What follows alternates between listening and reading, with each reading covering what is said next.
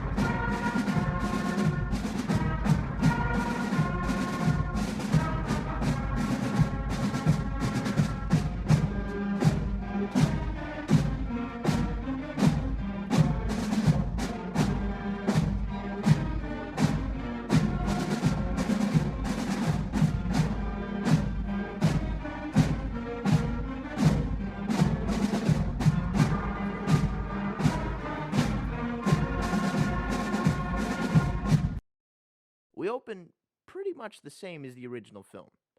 Vader arrives on his command ship and delivers the message that the Emperor will be coming to the station to personally oversee the development of the weapons factory.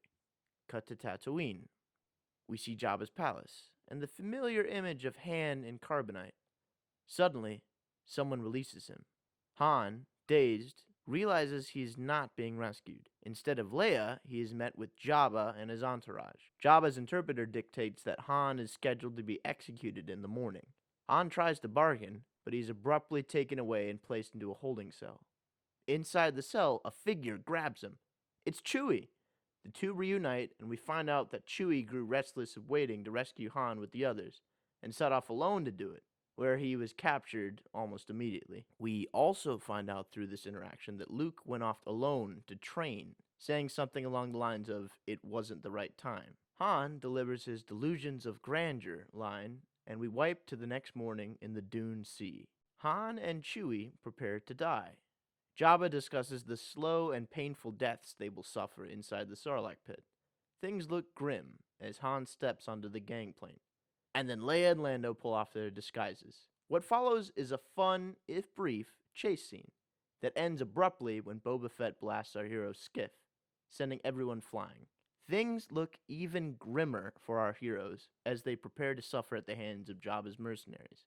Jabba prepares to give the order to fire when something whooshes over Jabba's sail barge, and a second later it explodes. Boba Fett turns to see what the fuck is up. Han and crew smile as they see a familiar ship whoosh Akira style into frame. R2-D2 beeps in his seat. A lone figure emerges from the X-Wing that has just landed, dust swirling around it. Han, whose eyesight is still pretty bad, asks, "Is that?" But Leia finishes his sentence. "Luke."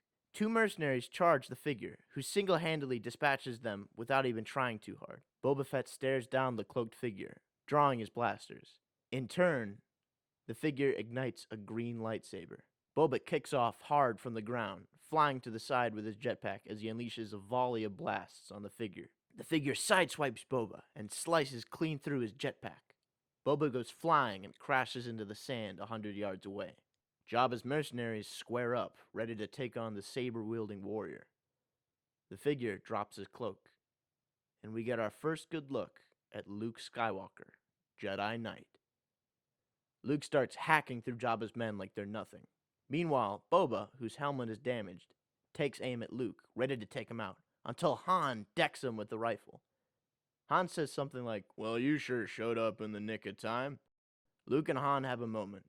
Luke is a little more wise and mature, and Han proudly points out the change he sees in him. It's like a younger brother and an older brother finally being on the same level. It's great. Luke checks in with everyone else, and then the whole crew flies off Tatooine.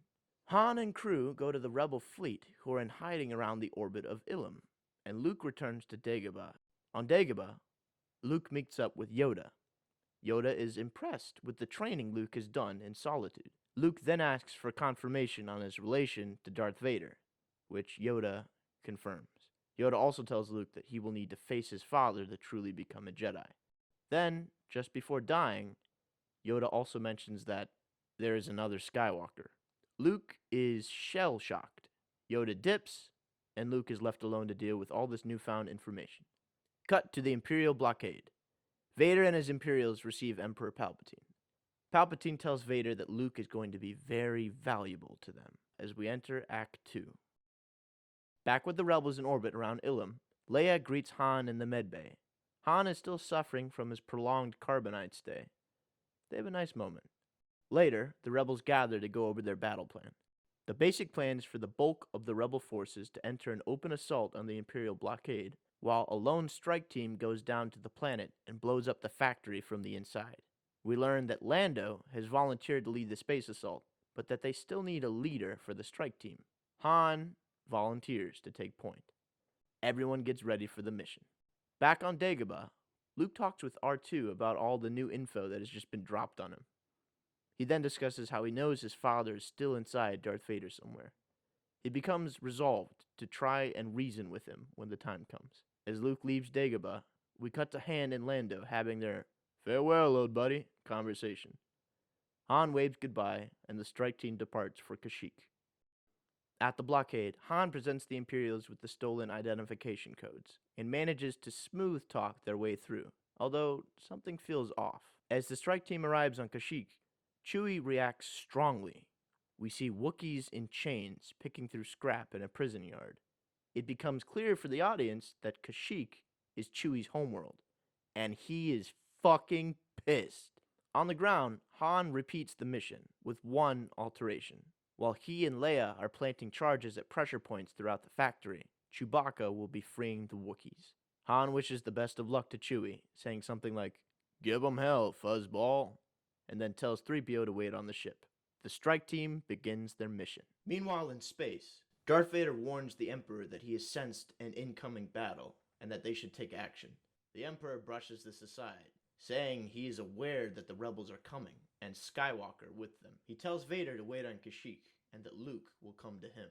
As Chewbacca gets into position, we go inside the base, just in time to see Han and Leia blast open a hallway. They draw their blasters and begin their mission. At the same time, Lando and the rebel fleet arrive to begin their space assault. After the initial commencement, Luke arrives in orbit of Kashyyyk, using the Force to guide a ship through a gap in the blockade. He lands on Kashyyyk and departs for the weapons factory, sensing that Vader is headed there. Cut to Chewbacca, who's trying his best to rally his Wookiee brethren. Unfortunately, the Wookiees shut down his call, apparently too broken by the labor to fight back. Chewie is big sad. Meanwhile, Leia and her troops are blasting stormtroopers left and right. Han is setting up explosives throughout the factory. Cutting back to Luke, he's overlooking the outskirts of the Imperial factory. Resolved and filled with determination that he will succeed in saving his father, he missteps and falls over the side of a cliff, deep into a dark chasm surrounded by webs. He yells to R2 to help, which R2 does by leaving. Luke suddenly realizes that there is something else in the chasm with him. A monstrous bug creature rears its head. Igniting his lightsaber, Luke jumps into battle. We cut away immediately to C-3PO, who is wandering about in the forest, monologuing about not being included in the plan. He runs into R2-D2, who informs him of Luke's predicament, but before they can connect any further, they are captured by scout troopers. We cut back to Lando and the Falcon, who's making short work of the Imperial forces.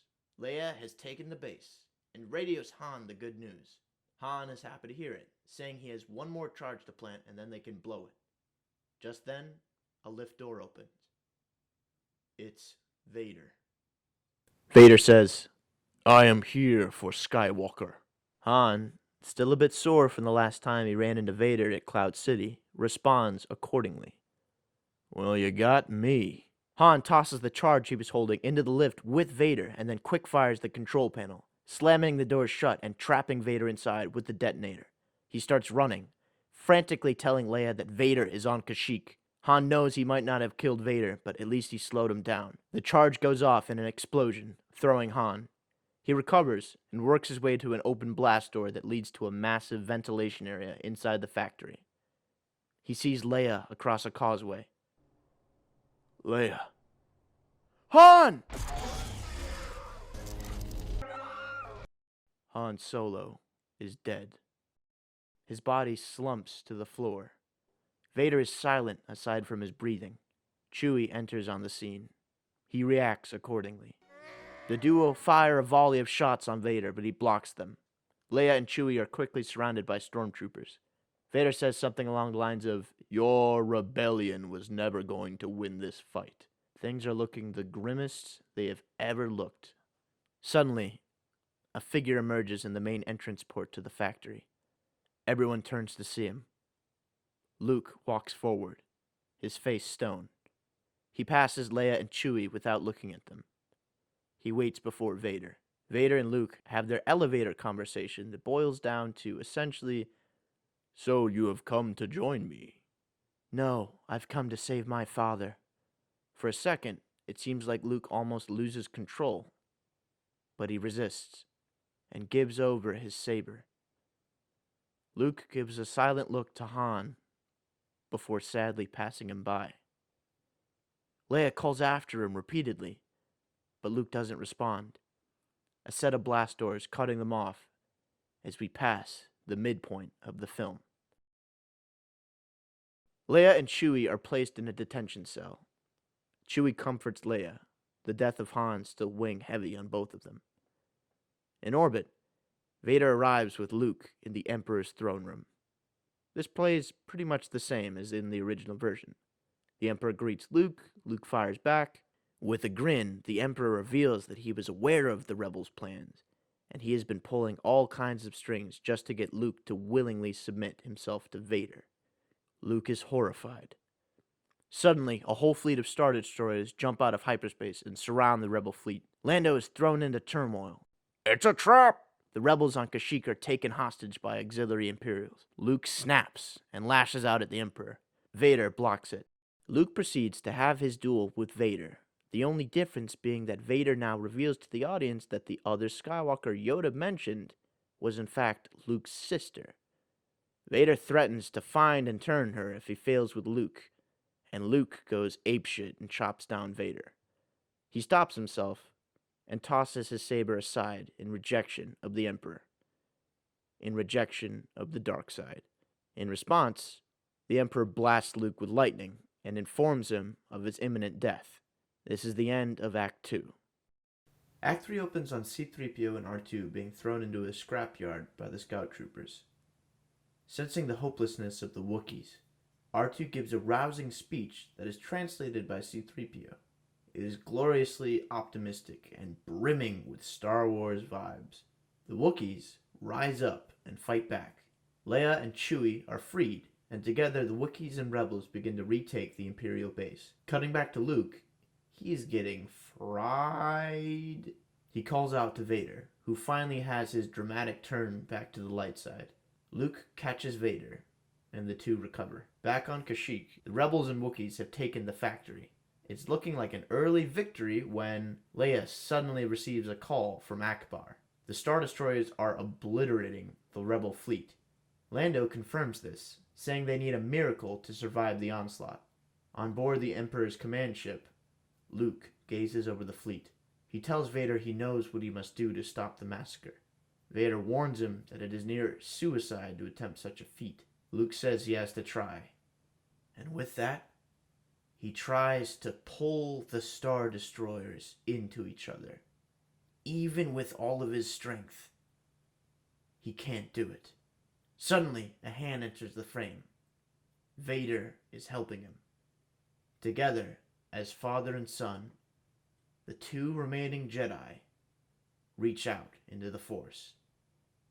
Behind them, thousands of past Jedi appear for a moment, all of them channeling their energy into this final act to end the suffering. As the music swells, the entire Imperial fleet is destroyed. From the ground, the rebels cheer. Akbar congratulates his crew. Lando does a yeehaw. The rebels zoom out of there. Back on the command ship, Vader reminds Luke that one destroyer remains. Vader implies that he will stay behind on the ship to destroy it. Luke tries to argue, but Vader says that there is no future where the rebels will forgive his actions, and that he's going to die from his injuries anyway. They have their mask off scene. Vader telling Luke that he was right. He tells Luke to leave, making him promise that when Luke finds his sister, he will share Vader's story with her.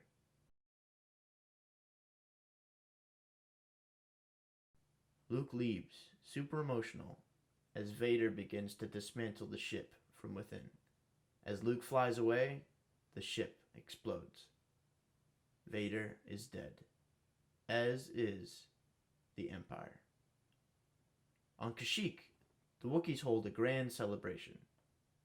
Luke arrives and meets up with Leia.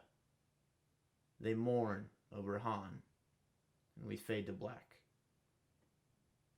We now cut to a montage where we see each of the respective heroes in their new lives. We see Chewbacca, now with a family of Wookiees on Kashyyyk. We see Leia being elected leader of the New Republic, with 3PO and R2 at her side.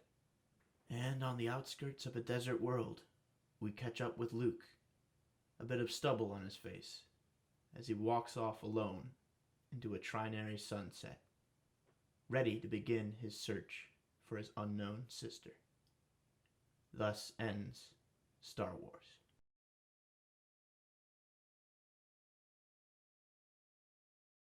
In this video, you may notice that a lot of the ideas that I presented and talked about have actually appeared in other forms of Star Wars media, whether canon or otherwise. I totally am aware of this. The reason I'm folding them into this version is that I think they're really interesting ideas. And why shouldn't they be used in what would hypothetically be the last chapter of a trilogy instead of the 6th chapter of a bloated saga? All right, I felt good about that one. All right.